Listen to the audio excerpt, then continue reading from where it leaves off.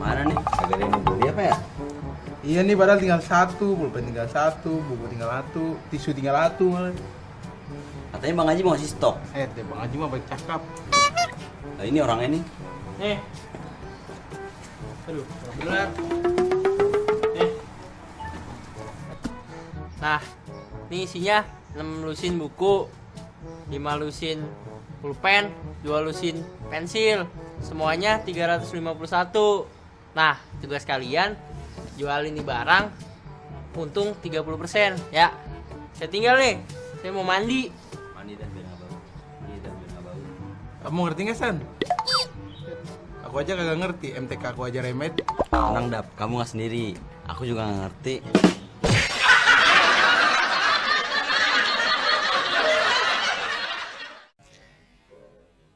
Halo sahabat edukasi, kalian jangan bingung kalau misalkan kalian akan berada nanti di posisi seperti teman-teman yang tadi.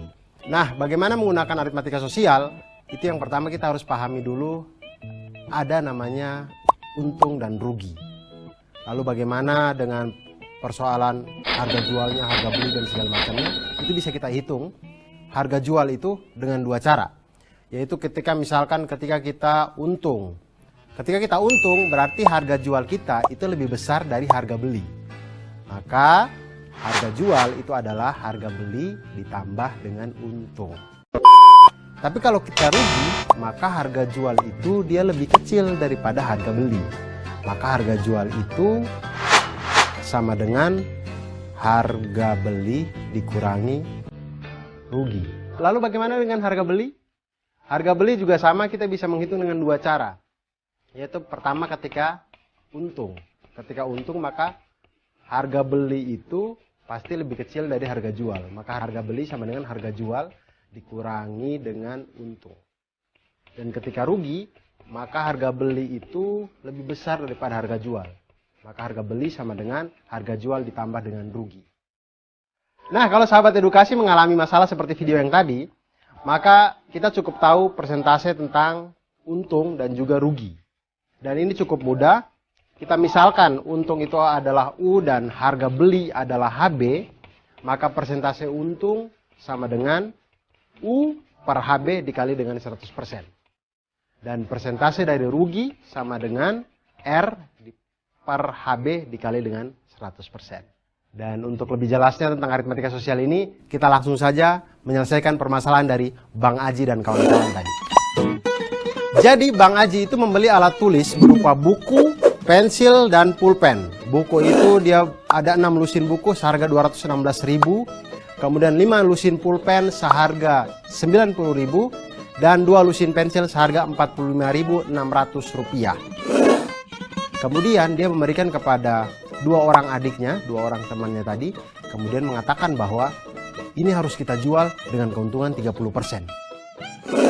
Bagaimana cara kita jual sehingga untungnya 30%? Ya tentu harus ada yang beli. Kalau kita sehitung apapun, kalau tidak ada yang beli ya tetap tidak untung gitu. Nah, kita harus jualnya satuannya berapa nih sehingga kita untung 30%. Nah, untuk menghitung ini kita harus tahu dulu harga per bagian, harga per satuan pensil, pulpen dan juga buku. Yang pertama buku. Buku itu harganya 216.000, dibeli 6 lusin. 6 lusin berarti total buku itu adalah 6 dikali dengan 12 sama dengan 72 buku. Harga per satu buku adalah 216.000 dibagi dengan 72 didapatkan 3.000 rupiah per satu buku. Hal yang sama kita lakukan pada pulpen dan pensil. Pulpen itu ada 5 lusin, total pulpen ada 5 kali 12 sama dengan 60. 5 kali 12 itu 60 sahabat.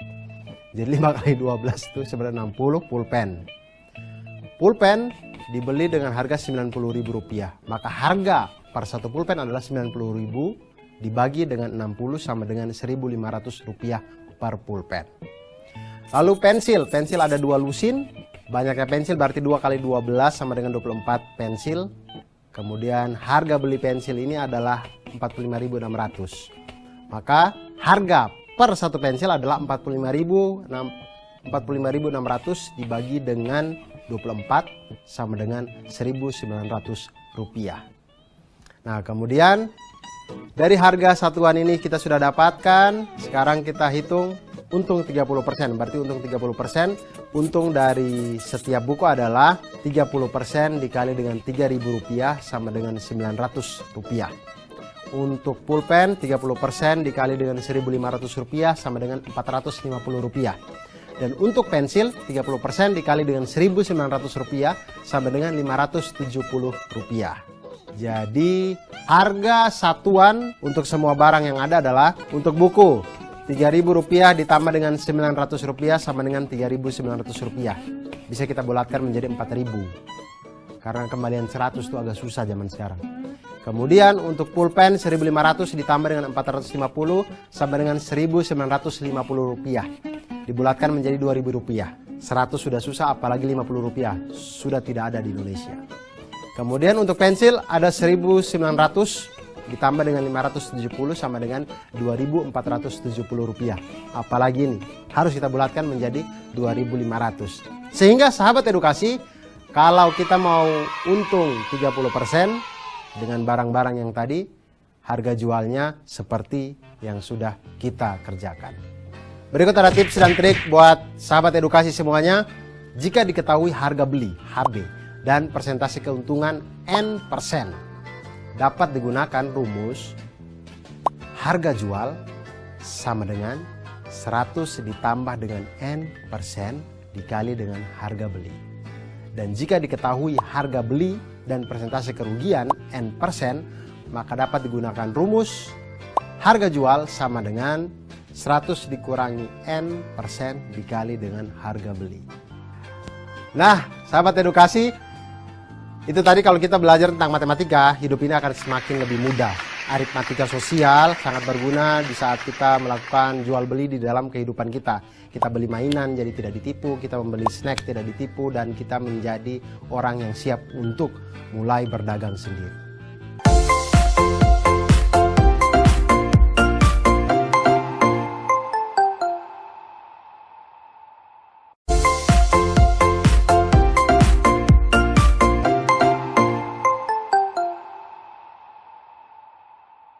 Ngapain kita kesini?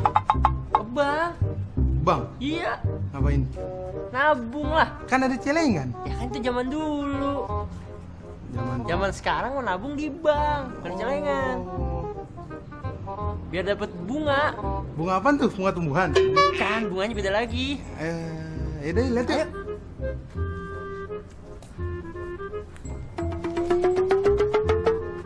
Misi mas, ada yang bisa saya banting? Bantu mas. Iya bantu maksud saya. Salah. Mana bangnya? Ini bangnya. Mana celengannya? Celengannya di dalam. Celengan apaan tuh? Celengan ayam. Ada ini mas, teman saya sakit, gimana ya? Bukan rumah sakit ini bang. Oh, jadi saya mau nabung nih.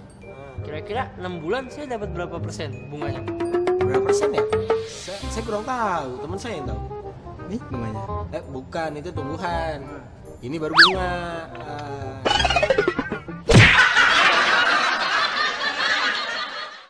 Sahabat edukasi, menghitung bunga bank dalam 1 tahun, bunga 1 tahun itu sama dengan persentase bunga dikali dengan modal awal kita. Kemudian menghitung jumlah tabungan, berarti tabungan sama dengan modal ditambah dengan bunga. Dan menghitung bunga dalam beberapa bulan tertentu, tidak sampai 1 tahun misalkan, beberapa bulan misalkan bunga 6 bulan, maka 6/12 dikali dengan persentase bunga dikali dengan modal. Atau misalkan bulan ke N, berarti N/12 dikali dengan persentase bunga dan dikali dengan modal. Dan untuk lebih jelasnya kita perhatikan masalah berikut ini. Misalkan ada 2 anak bernama Vina dan Zulfa ingin menabung di sebuah bank masing-masing sebesar Rp600.000 dan Rp450.000. Vina Rp600.000 dan Zulfa Rp450.000. Jika bank memberikan bunga sebesar 8% per tahun, berapakah uang Vina dan Zulfa setelah 6 bulan?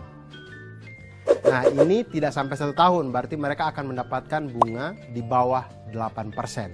Yaitu bunga 6 bulan untuk tabungan Vina adalah 6/12 dikali 8/100 dikali dengan Rp600.000 sama dengan Rp24.000.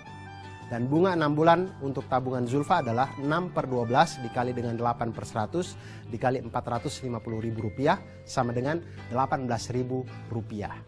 Nah selanjutnya maka tabungan Vina dan Zulfa adalah Vina sama dengan 600.000 modal ditambah dengan 24.000 bunga sama dengan Rp624.000.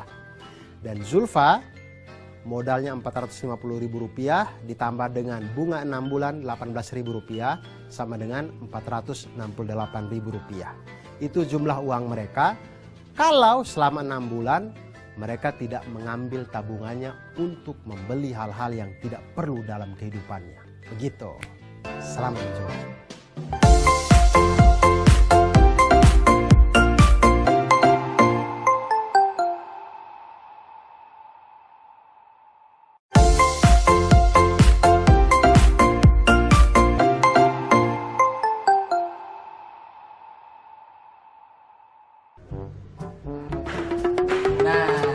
Dia nih jeruk pesanan saya 100 kilo kan?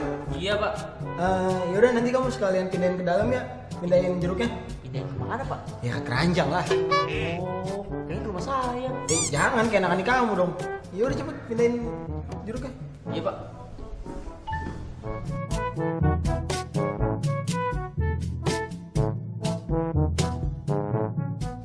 Itu gimana jeruknya? Ini semuanya 95 kilo pak. Kok 95 kilo doang? 5 kilo kamu makan ya? Enggak pak, kan petinya 5 kilo sendiri. Oh petinya. Ini kalau jeruk saya jual 10.000 per kilo, kira-kira saya dapat untung nggak ya? Saya kurang tahu dah pak. Tapi kalau bapak gratisin pasti laku dah. Jangan gratis juga. Saya dapat untung dari mana kalau kayak gitu?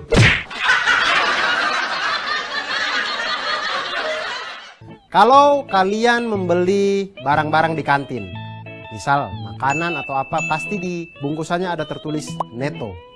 Nah, di situ pihak produsen sebenarnya sudah menginformasikan kepada kita bahwa sebenarnya kita tidak ditipu. Memang ada namanya bruto, berat kotor, ada namanya neto, berat bersih, dan juga ada tara. Tara itu adalah berat kemasan. Dan ketiga hal ini mempunyai hubungan sebagai bruto sama dengan neto ditambah tara, neto sama dengan bruto dikurangi tara, dan tara sama dengan bruto dikurangi dengan neto.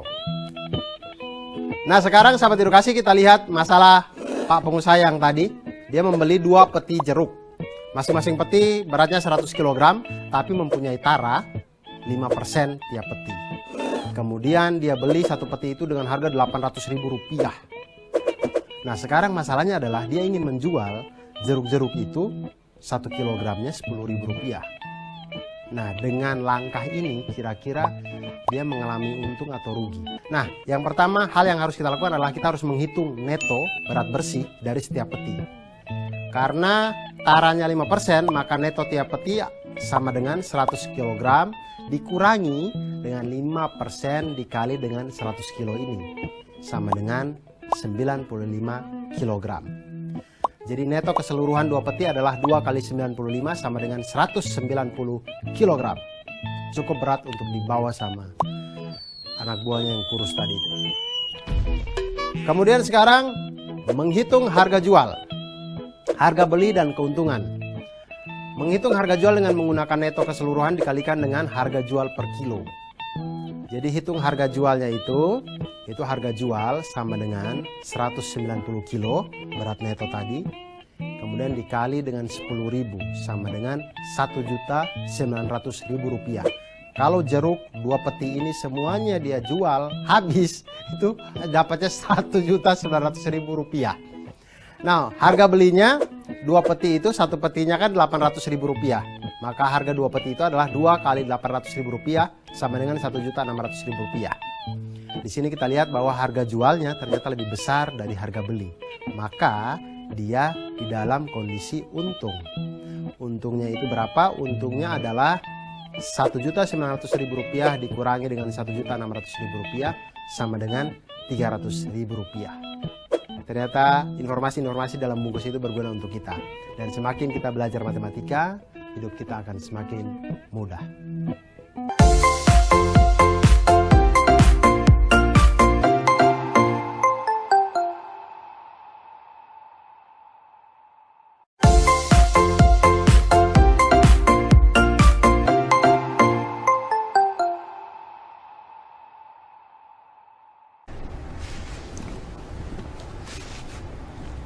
nyesetan.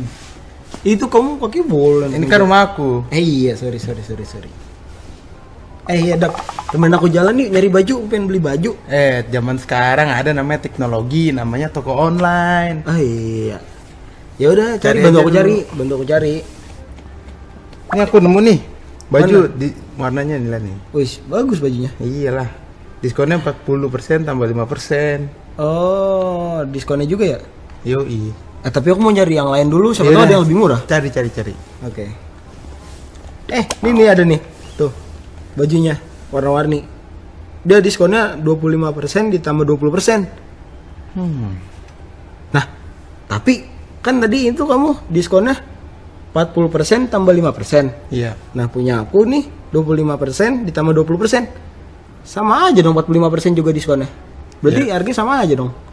Ya kamu ngomong panjang lebar kayak gitu juga harganya nggak bakal berubah.